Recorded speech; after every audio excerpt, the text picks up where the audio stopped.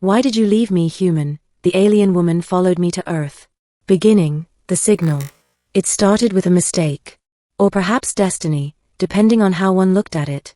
My name is Ethan Cole, and I wasn't supposed to be sending interstellar messages from a backyard observatory in New Mexico. I was just an amateur astronomer with a fascination for deep space signals. But when the university opened its old radio telescope array for public collaboration, I signed up without hesitation. Most of us spent nights listening to static, analyzing bursts of noise, and convincing ourselves we had found something intelligent. But one night, while calibrating the system, I sent out a test pulse. A simple binary-coded message, a greeting, my name, and the coordinates of Earth. Nothing fancy. Just a hello. Weeks passed. Then came the reply. It wasn't static. It wasn't a pulsar's rhythm. It was a voice, crystalline and layered, as though it carried more dimensions than human speech could hold. It said one thing, in perfect English. Why did you call me, human? I should have shut the system down. I should have reported it. Instead, I answered. That's how I met Seraphine. She was not human, though she wore the shape of one when she finally appeared. Our conversations stretched for weeks, her voice filling the observatory at night.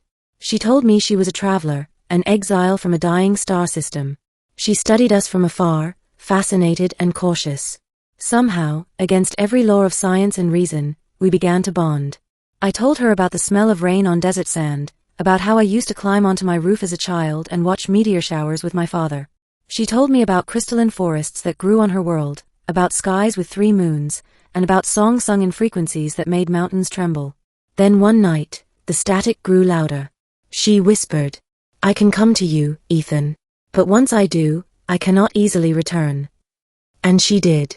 I don't know how she crossed the void, whether by folding space or bending light, but one evening I turned around in my observatory, and she was there. She looked like a woman, tall with silver hair that shimmered as if woven from starlight, and eyes that seemed to reflect galaxies. But she was no woman. She radiated presence, otherness, power. We spent days together. Weeks. She was curious about Earth, about me. But curiosity soon gave way to something deeper. Something I wasn't ready for. One night, under the wide New Mexico sky, she touched my hand and whispered words that terrified me. I chose you, Ethan. You are mine. That's when I made the worst decision of my life. I left. Return of the forgotten. Months passed. I told myself I had done the right thing. She wasn't human. Whatever bond had formed between us couldn't be real, not in the way we understood love or companionship. I moved to Denver, took a new job in data analysis, and tried to forget her. But forgetting Seraphine was impossible. Every night, I dreamed of her voice. Every shadow reminded me of her shape. The city felt small, suffocating, compared to the vastness she represented. Then came the knock on my door. It was late. I opened it expecting a neighbor, but instead there she was, her silver hair braided now, her eyes burning with a quiet fury. She wore human clothes, a dark coat that did little to disguise the way people on the street had stared as she walked past them. Why did you leave me, human? She asked. I couldn't speak. My throat tightened, words caught between guilt and shock. She stepped inside uninvited, her presence filling the room. She looked around at the small apartment, her gaze lingering on the bland walls and cheap furniture. This is where you hide, she said, voice sharp. After what you promised me? I didn't, I started, but she cut me off with a glance. Her emotions radiated, almost tangible. Sadness, anger, longing. She wasn't like us. She didn't need to mask what she felt. I crossed the stars for you, Ethan. Do you understand? I left behind everything. And you, her voice broke, and for the first time, I saw tears glimmering in her cosmic eyes. You abandoned me. I should have comforted her. I should have explained. Instead, fear made me defensive. You don't belong here, Seraphine. You're not human. She stepped closer, her presence pressing against me like the weight of gravity itself. And yet you reached out to me. You called me. You said you were alone, and I came. My chest tightened.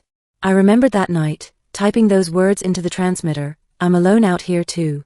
She remembered everything. Before I could respond, the lights in my apartment flickered. Devices crackled with static. She was losing control. Seraphine, stop. I said, grabbing her shoulders. Her skin was warm, almost too warm, like holding onto a live current. Her anger softened, just slightly. She looked at me with such aching vulnerability that it made my heart twist.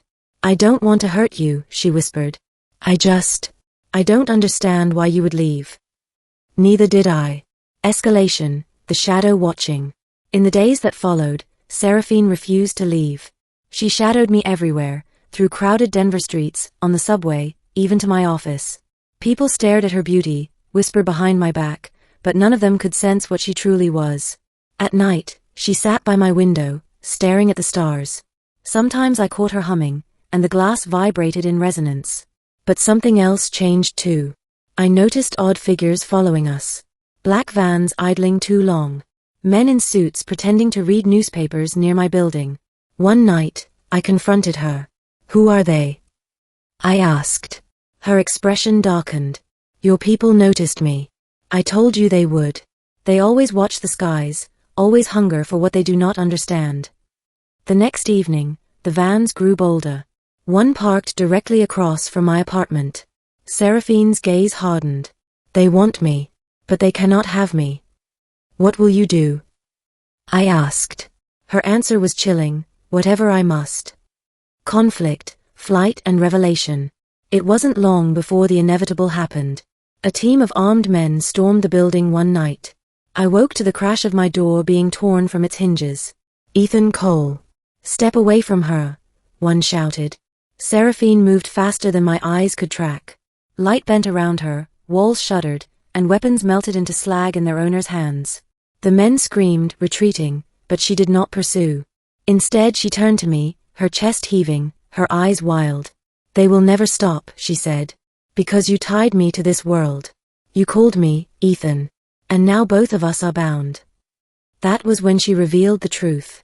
Her people were wanderers, survivors of a cataclysm that shattered their star.